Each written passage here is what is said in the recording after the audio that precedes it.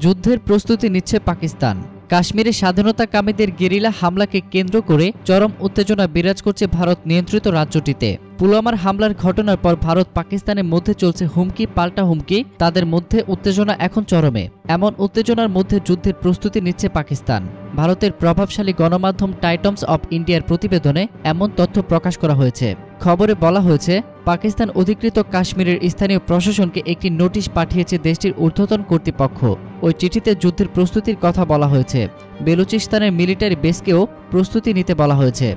সেখানে আরও উল্লেখ করা হয়, কোয়েটা ক্যান্টনমেন্ট স্থিত পাক সেনা বেস হেডকোয়ার্টার্স কোটা লজিস্টিক্স এরিয়ার পক্ষ থেকে গত বুধবার জিলানি হাসপাতালে একটি চিঠি পাঠানো হয়। চিঠিতে ভারতের সঙ্গে সম্ভাব্য যুদ্ধের কথা মাথায় রেখে চিকিৎসা সংক্রান্ত বন্দোবস্তের কথা বলা হয়েছে। ওই প্রতিবেদনে বলা হয়, যুদ্ধের পরিস্থিতিতে সিন্ধু এবং পাঞ্জাবের সিভিল বা মিলিটারি হাসপাতালে আহত সেনাদের নিয়ে আসা হতে পারে। এই জন্য 25% বেড খালি করে তা সংরক্ষিত রাখা ও জরুরি সুযোগ সুবিধার ব্যবস্থা নিতেও বলা হয়েছে। এদিকে গত বৃহস্পতিবার ইমরানের নেতৃত্বে জাতীয় নিরাপত্তা পরিষদের বৈঠক হয়। সেখানে দেশের সামরিক বিভাগের শীর্ষ কর্মকর্তারা উপস্থিত ছিলেন। কাশ্মীরকে কেন্দ্র করে ভারত আর পাকিস্তানের মধ্যে দুবার যুদ্ধ হয়েছে। এখন উভয় পারমাণবিক শক্তিধর দেশে পরিণত হয়েছে এবং পুলওয়ামার ঘটনাকে কেন্দ্র করে আবারও তারা যুদ্ধংদেহী অবস্থানে। এতক্ষণ ফ্রিকি নিউজের সঙ্গে থাকার জন্য আপনাদের সবাইকে ধন্যবাদ।